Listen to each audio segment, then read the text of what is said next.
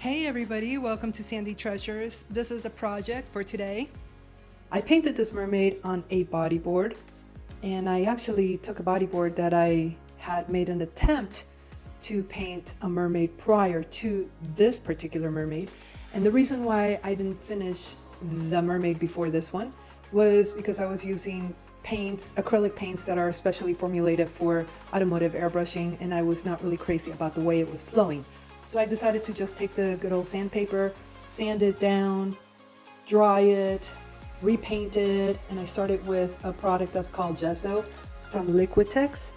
And this product is kind of like a primer for artists.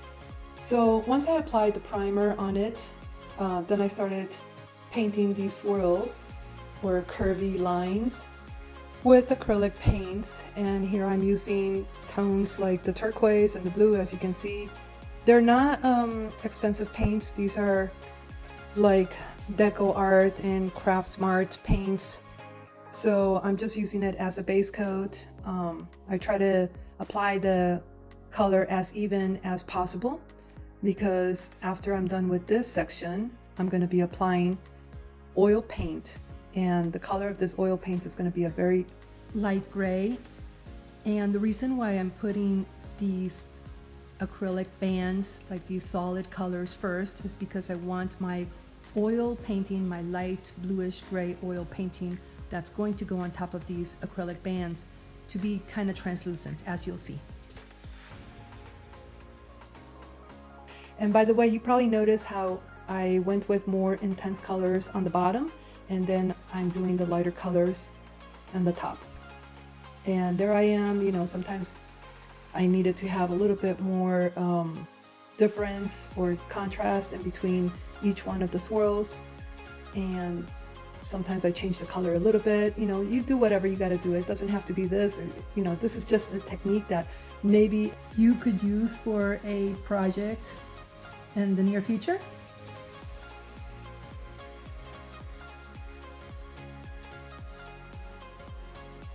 So here I'm applying the light gray oil paint all over, and I'm trying to be as even as I can. So you apply it in one direction, and then you come back and you brush it in the other direction. And I use a nice soft brush. So you don't want to have a brush where the bristles are just a little bit too stiff. Then I let the base coat dry, and now I come in to apply the base of my mermaid. And all of this is done freehand. To me, this is a fun exercise. Whether I get it right or wrong, I kind of don't really care. I just want to have fun, and I like having the freedom. And you know, so many times you take these jobs that are that put a lot of limitations. You know, once in a while you get somebody that says, "Oh, just do whatever you want. I'll give you artistic freedom," and I love that. But if you have a portrait, you know, you have to go by what the picture is actually showing you. So in this case, especially the upper body, I'm doing everything kind of loosely. You know, I don't want to have too much detail, which I love doing detail, but this is an exercise where I just want to have it kind of like it's there, but it's not so defined. So when you're applying the color, and this is the part where you're just getting your shapes organized, and that is how you want to see it. Everything is just a shape. If you try to look at everything like this is a hand and this is the elbow and whatever, sometimes that can be overwhelming. I know it was for me at first. So I tend to look at things just, you know, a shape. So I want to take a moment to let everybody know that I've been learning how to do these video edits. That was probably like the most intimidating thing that I've ever learned, and I hope to get better. But for now, I just want to let you guys know it takes all day to edit one of these videos. And I don't mind doing this. I actually have a lot of fun, but I hope that you guys appreciate the effort and give me a like and subscribe. Thank you very much.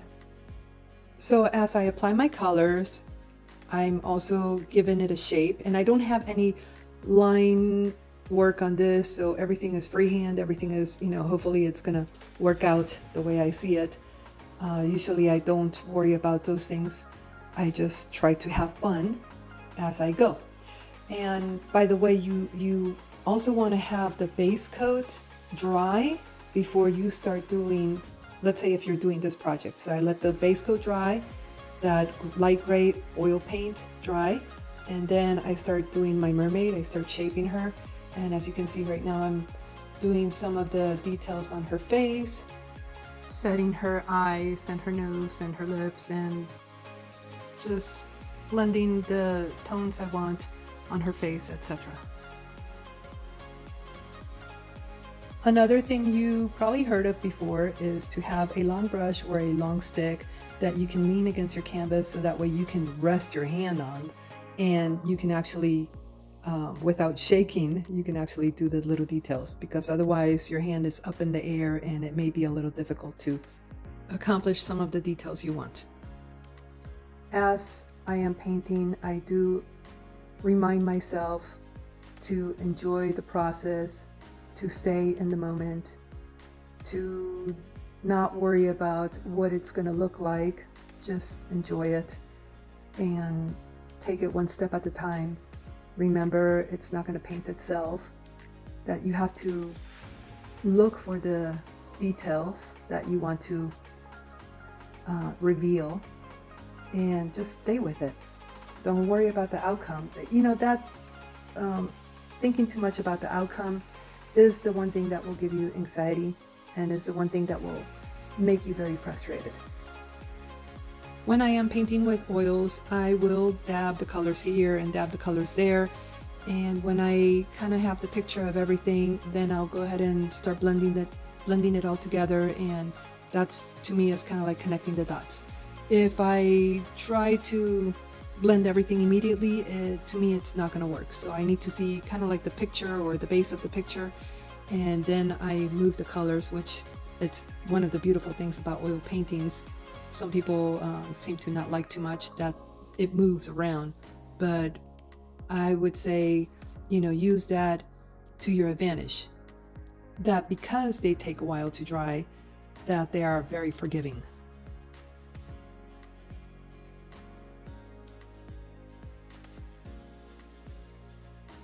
When working with the hair, I look for the midtones and I work my way up to the highlights. Make sure that what is receding is going to be a little darker.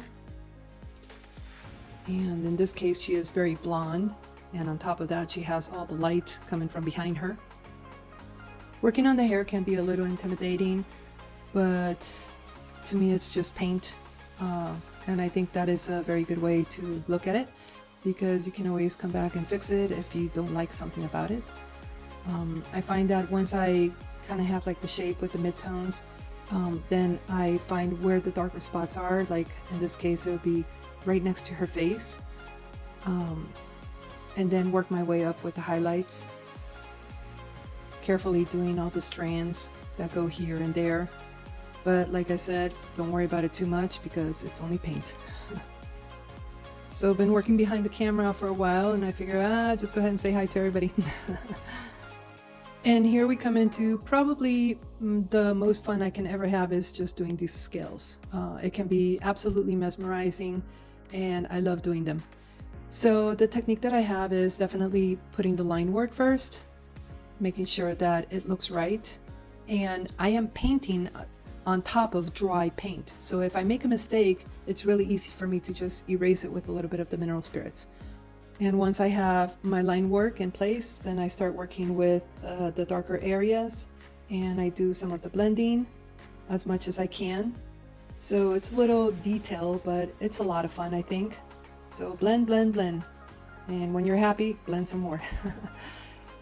And then after I'm done blending, I get to my real favorite part, which is the highlights. Putting on some highlights on each one of those scales.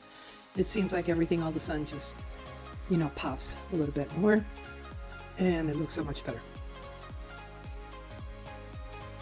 I thought I was going to be able to get the scales done with one pass, but I actually did a couple of passes on it. And then once it was dried, I did some more of the shadows and more of the highlights. So it was done in layers. This makes me think about doing a tutorial in the future of how to actually do the line work for the scales, especially when, like in this case, you know, you have the bend of the knee. So what to do when it turns, right? So I had to erase a few lines a few times, but it's pretty easy to figure out. And that's going to be a fun exercise to actually do it with pencil and show you guys how to, let's say, do a dragon or something. So now here I'm working again on the tail, and I work on it for quite some time, and it's almost to the point of completion, and then I decide, I'm not really liking it. When I looked at it from a distance, it kind of reminded me of a wave, but I thought, it looks like I intended to do a wave, but it turned out filigree-ish, so I was not really happy with it. So at this point, I stopped working on the tail, and I went everywhere in the body and just try to sharpen things up or tidy things up, because I'm not really looking for the sharp look. Like right here, I'm working on the hand and just want to make sure it does look like a hand. So putting those deeper tones and those highlights where they belong. And my approach is basically, you know, what I see, I imitate. That's basically it. Like, you don't take the whole thing and try to do it. You do a section at a time so you don't get overwhelmed. So here I'm like doing a lot of the blending, a lot of the detail, making sure that everything is looking right, that everything is making sense. I love that hair. So the hair looks like it blends a lot with the background, and I don't mind that look. I don't want to have too much contrast. I think it looks just fine that way. And then I move on to doing this little fish here. This was fun. I basically searched online for the skeleton of a fish, and I painted the one that I liked the most. There was no initial line art on the canvas or anything. I just, whatever my interpretation was, I was not really looking for that much accuracy. At this point, I'm just having a blast. Tip on this little fish, I started doing it with gray, and then I moved on to the white, and that helped me with the highlights and give it a little bit more dimension. That was a fun little guy to do. Going back onto the hand, a little bit more blending. I think that looks about right. And here comes the bubbles. Oh yeah, we're gonna have some fun with this. It's pretty simple approach. I start off with a deeper color, and then I do a little outline with the white, and I work on getting that highlight on the bottom of the bubble and move it up a little bit. So it's pretty simple, but there is a little science to it, right? Like everything in life. And adding a few more bubbles on the other side, doing some of that outline, doing some of the blends, go from the lighter color up, leave the darker color on the top, do some of your highlights on it, and voila, you got bubbles. Here I'm going back onto the legs. I felt that it needed to be a little deeper in color, so I went for it. Back to the tail. Not really happy about the way it looked with that filigree style before, so I let it dry all the way, and here I'm covering it up with the wave. This time I do have a reference material, and I'm going by the reference. Doing the wave can be a little confusing, but I find that the more I look and the more I'm into it, the more patterns within the wave I see. So now I'm pretty sure there are some people that do way better waves than I do. This one was done all freehand. It was just an exercise of like, let me see how well I can do this without mapping it out. And I like doing these type of exercises because it actually helps you train your eye to see more and to see more. So just be patient, keep going at it, and don't be afraid to put those blotches of colors where you think they belong, even if it doesn't make sense at the beginning. I think the more you work at it, and as you keep doing your blends and adding color, it starts to reveal itself, and then you're like, oh my, this looks good. Did I do that? Yeah, I did that.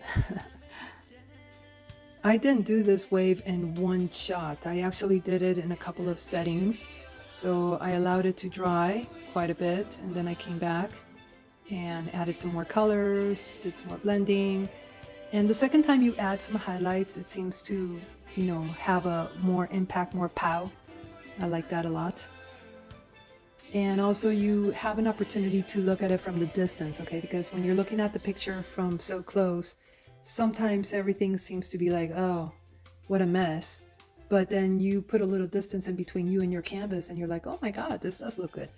So be patient, practice, have fun with it, enjoy the process, stay in the moment, take advantage of all those things when you're actually painting, you know, to just be mindful and conscious about what you're doing instead of letting your mind just wander and wander into all these different places in the past, in the future.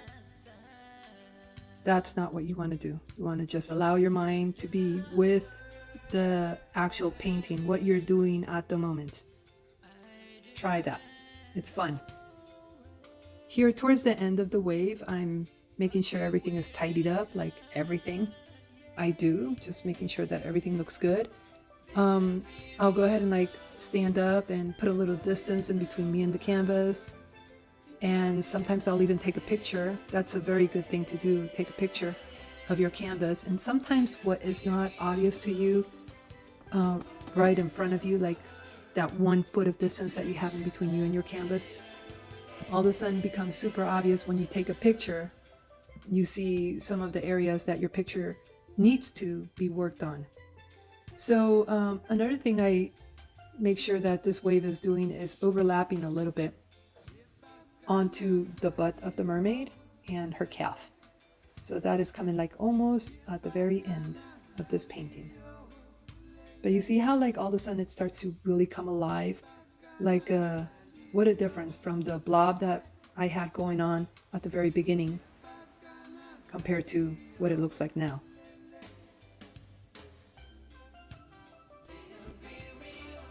So hours later, boom, I got my wave. So now I'm moving on to doing this seahorse, and as you can see at the very beginning of the video, I could have edited that out, but I started the seahorse and then I erased the location of where it was going to go. Let me know in the comments if that is something that you appreciate or you rather not see any of my mistakes on video. I chose to leave them in because I thought maybe seeing this can boost somebody's confidence to take on painting, because mistakes do happen and it's only paint, you know, so relax, you can paint over it. I hope you enjoyed this video and you give me a like and subscribe. You know how that works. And my goal is to put a video like this every week. So as always, thank you very much for watching, and I hope to see you next time. Bye.